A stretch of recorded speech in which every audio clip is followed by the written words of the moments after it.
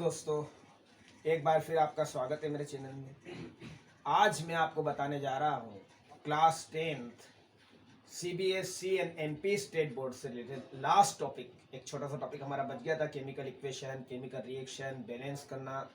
ये सब मैंने आपको पुराने वीडियो में बताया। अगर आपने नहीं देखा है तो मैं आपको रिक्वेस्ट करता हूँ कि पहले आप उस वीडियो को देखें। आज एक छोटा सा टॉपिक बचा हुआ था। पहला टॉपिक था हमारा कोरोजन। पुरानी क्लासों में भी आपने कोरोजन के बारे में पढ़ा होगा। बहुत आसान बात है। तुमने देखा होगा आप लोगों ने कि अगर हम किसी आयरन की वस्तु को, लोहे की वस्तु को अगर हम टेरिस पे रख दें तो तुमने देखा होगा कि उसमें जंग लग जाती है, रस्टिंग ऑफ आयरन। ये कोरोजन का सबसे आसान उदाहरण है जो हम बचपन से हमारे घरों में देखते हुए आ रहे हैं। ये केवल लोहे की बात नहीं है। तुमने देखा होगा कि जब हम सोने चांदी की कोई ज्वेलरी पहनते हैं तो कुछ दिनों के बाद उसके अंदर तुमने देखा होगा थोड़ा सा ब्लैकिश आ जाता है, चांदी हमारी ब्लैकिश हो जाती है। ये सारी चीजें हमारी मेटल धीरे धीरे खराब होने लगती है, डिस्ट्रॉय होने लगती है, नष्ट होने लगती है। इसी को कोरोजन ऑफ मेटल कहा जाता है। अब इसका कारण जान लें हम कि इसका कोरोजन ऑफ मेटल क्यों होता है। तो उसका रीजन ये है कि जब हम मेटल को मॉइस्चर, थोड़ा सा पानी और हवा में रख देते हैं तो ये मेटल हवा में जो ऑक्सीजन है, जो सल्फर है, उनसे रिएक्शन करती और अपने ऑक्साइड बना लेती। मतलब जो आयरन है वो आयरन ऑक्सीजन से रिएक्ट करती है और आयरन ऑक्साइड बन जाता है, फेरस ऑक्साइड, जो लाल रंग का होता है। इसलिए रस्टिंग ऑफ आयरन के कारण लोहे का कलर लाल दिखाई देने लगता है। इसी को रस्टिंग ऑफ आयरन कहा जाता है या इसी को कोरोजन ऑफ मेटल कहा जाता है। कि कोई भी मेटल हो, आयरन बहुत जल्दी रिएक्ट करती है। बाकी मेटल के अंदर हम देखते हैं सोना चांदी बहुत लेट मेटल रिएक्ट करते हैं, इसलिए उसको ब्लैकिश होने में कुछ समय लगता है, सालों निकलते हैं, तब जाकर वो काली पड़ती है।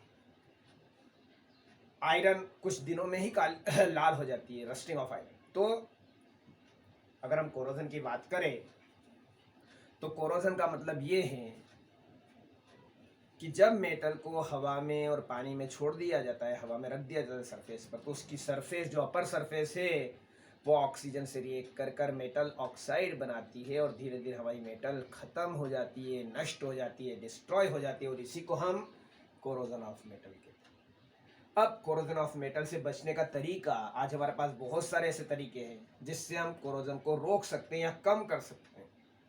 तो पहला तरीका ये होता है कि हम उसके ऊपर ऑयलिंग कर दें, ऑयल लगा देते, देखा होगा आप लोगों ने। दूसरा तरीका ये होता है कि पेंट कर दे। कई बार हम आयरन की वस्तुओं पर पेंट करते हुए आप लोगों ने देखा होगा। तो पेंट उस कोरोजन को रोक देता है, ऑक्साइड के साथ मेटल को रिएक्ट नहीं होने देता। एक और तरीका होता है गैल्वेनाइजेशन, नाम सुना होगा। और सबसे इंपॉर्टेंट एक और तरीका होता है इलेक्ट्रोप्लेटिक।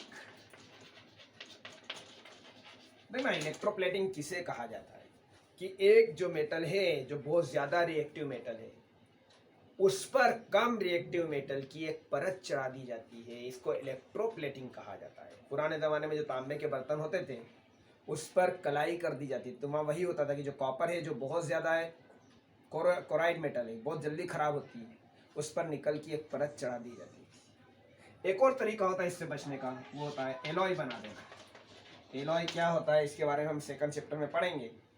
पर एलॉय आपने देखा होगा, आयरन बहुत जल्दी नष्ट होती है, लेकिन अगर स्टील की बात करें तो स्टील पर कभी भी आपको कोरोजन देखने को नहीं मिलेगा, because steel is an alloy. तो एलॉय बना दिया जाता है जिसको हम कहते हैं मिश्र धातु। तो एलॉय बनाना भी एक बहुत महत्वपूर्ण तरीका होता है। तो इन 5 तरीकों से हम कोरोजन को रोक सकते हैं। तो मुझे लगता है कि आपको ये बहुत अच्छी तरह समझ में आ गया होगा। एक छोटा सा टॉपिक और बचता है, रेंसिडिटी।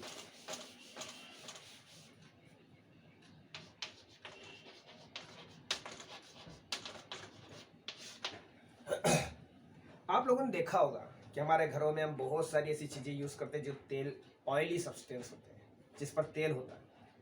जैसे हम घर से बाजार में चिप्स लेकर आते हैं, सेव होती है ना। अगर हम इनको कुछ दिनों के लिए रख दें और बाद में उसको खाएं तो हमें लगता है उसके टेस्ट में फ़र्क आ चुका है, हमारी सामान्य लैंग्वेज में कहते हैं तेल चढ़ गया है, बस इसी को हम रेंसिडिटी कहते हैं समझने के लिए, कि जो ऑयल है, ऑयली सब्सटेंस जब अपने ऑक्साइड बनाती है, ऑक्सीजन से रिएक्ट करती है, इसी को रेंसिडिटी कहा जाता है।